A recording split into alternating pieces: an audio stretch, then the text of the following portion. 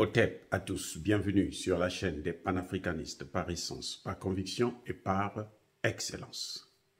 Celle des citoyens kémites par nécessité et obligation de combat. Nous sommes une chaîne qui n'est guidée que par nos ancêtres et rien que par les ancêtres qui appartiennent à l'égrégore du monde noir. Par conséquent, nous ne croyons en aucun Dieu venu de l'étranger. Toutefois, cette vidéo n'est aucunement destinée à inciter à la haine ou à la violence, car nous menons un combat qui est d'abord et avant tout spirituel, intellectuel et démocratique. Ensuite, il est politique, géopolitique et géostratégique, contre l'impérialisme, le colonialisme, le néocolonialisme et l'endocolonat, qui sont tous qualifiés de crimes contre l'humanité. Nous menons ce combat sur la base du principe fondamental que nous avons hérité de nos ancêtres kémites, qui est celui de la Mahat, c'est-à-dire solidarité, vérité et justice.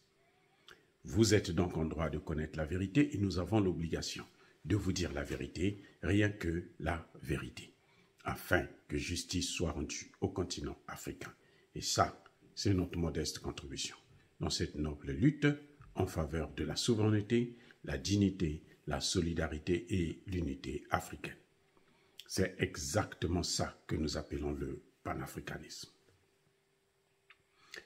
Bien-aimés frères et sœurs, nous entendons ici et là, sur les médias mensonges, RFI, France 24, TV5 Monde et autres, que le Niger est isolé. Oh, bien-aimés frères et sœurs, c'est incroyable. Le Niger serait, d'après eux, isolé. Donc le Niger sera en difficulté, quoi. Parce que le Niger a chassé la France, parce que les Américains ont reconnu qu'il y avait un coup d'État. Ils étaient aveugles, ils n'avaient pas vu qu'il y avait un coup d'État. Maintenant, 2 mois après, ils se rendent compte qu'effectivement, il y a eu un coup d'État au Niger, et ils le déclarent, ils suspendent leur putain d'aide, et maintenant, les Occidentaux disent que le Niger est isolé. Au Niger, là, vous avez l'armée américaine qui est là. Au Niger, là, vous avez l'armée allemande, une base militaire allemande. Au Niger, vous avez une base militaire italienne. C'est quoi l'isolation? Ah, quand la France n'est pas là, donc on est isolé. C'est la France, la présence française, qui détermine si on est connu dans le monde ou pas. Si on a d'autres pays amis ou pas. Comment on va dire que le Niger est isolé, alors que le Niger fait partie de l'Alliance des États du Sahel, le Burkina Faso, le Mali et le Niger. Vous voyez? C'est incroyable. On dit que le Niger est isolé. C'est ce que la France a voulu faire, en faisant en sorte que le gouvernement nigérien, le ministre des Affaires étrangères nigérien, ne puisse pas intervenir à l'ONU. Il ne puisse pas intervenir dans les institutions internationales. Pour que la France puisse parler, pour dire que, bon, écoutez, moi je connais le Niger mieux que les Nigériens, donc au Niger, voici la situation. Que la France explique les problèmes du Niger au monde entier. Mais ça ne marche plus comme ça. Le Niger est isolé. Il n'y a pas longtemps, le président Tchani a reçu l'ambassadeur de Russie. Il n'y a pas longtemps, le président Tchani a reçu la délégation du ministère, plutôt du Parti communiste chinois, le département des affaires étrangères, avec le chef même, le président de ce département-là. En personne, il est venu, qui a rang de ministre. Et qu'est-ce qu'on veut nous apprendre là? C'est-à-dire que si on ne connaît pas les mots, là, on peut s'inquiéter. Isolé, là, ça veut dire que vous êtes seul. Il n'y a pas quelqu'un autour de vous. Il n'y a pas quelqu'un qui parle avec vous. Les pays d'Afrique, là, en dehors du Mali, du Bénin et un peu du Sénégal, non, ils n'ont pas de problème avec le Niger. Les pays d'Afrique n'ont pas de problème avec le Niger. même le Tchad à côté. Vous vous souvenez que le premier ministre tchadien était là-bas, plutôt le premier ministre nigérien était au Tchad il n'y a pas longtemps. Et les Français vont dire que le Niger est isolé. Mais c'est qu'on ne connaît plus ce que c'est que la définition d'un pays isolé. Qu'est-ce que quelqu'un qui est isolé? Qu'est-ce que ça veut dire, être isolé? C'est pas parce qu'ils se sont arrangés à faire en sorte que le Niger ne puisse pas parler aux Nations Unies, mais vous savez ce qui s'est passé? C'est que le ministre des Affaires étrangères du Mali a parlé pour le Mali et pour le Niger. Le message du Niger est quand même passé. La France aurait dû parler pour le Niger, puisque c'est elle qui représente le Niger partout. Elle aurait dû parler au Niger, aux Nations Unies. Ce n'est pas elle qui a parlé, c'est le Mali qui a parlé. Et le Mali est en droit de parler parce qu'ils sont dans une alliance, l'alliance des États du Sahel. Le Mali pouvait parler aussi pour le Burkina Faso. Ou le Burkina Faso pouvait parler pour le Mali et pour le Niger. Vous voyez, donc, c'est là, c'est-à-dire qu'on est en train de voir là que les Français sont aux abois. Ils ont échoué sur toute la ligne, dans tous les domaines.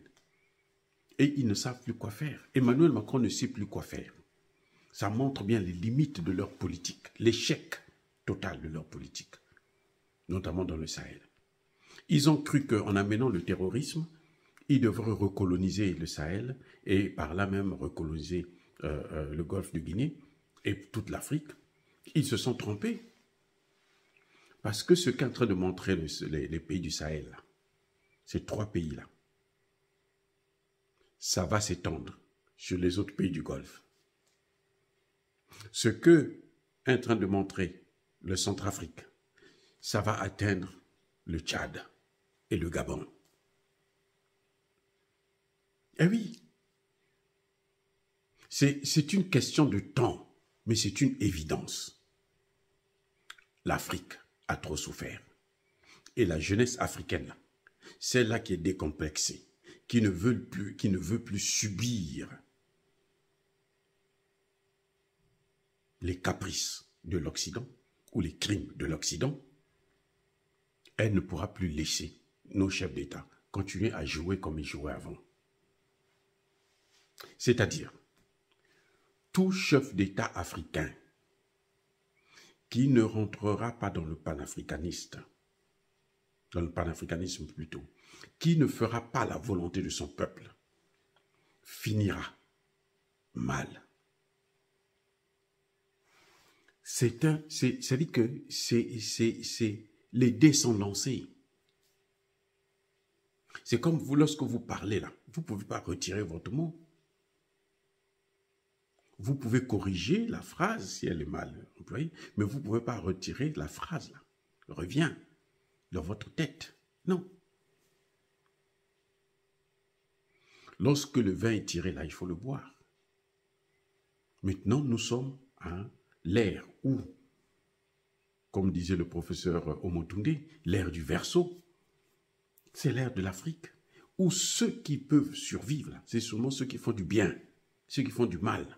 Ils vont payer le prix de leur malheur, du mal qu'ils ont fait. Ils vont payer le prix. Donc, ça ne sert à rien comment dirais-je, de faire cette propagande anti-nigérienne. Faisons croire que le Nigeria est aux abois, le Nigeria est en difficulté. Non, les États-Unis ont suspendu leur aide. Vous avez entendu Tchani parler de ça? C'est un non-événement. C'est la politique américaine, la politique des sanctions. La seule chose qu'ils savent faire, c'est ça, les sanctions. Et ça les amène où? Nulle part. Nulle part. Et on n'en a même plus besoin. Les Africains, les vrais Africains, ne veulent plus de l'aide.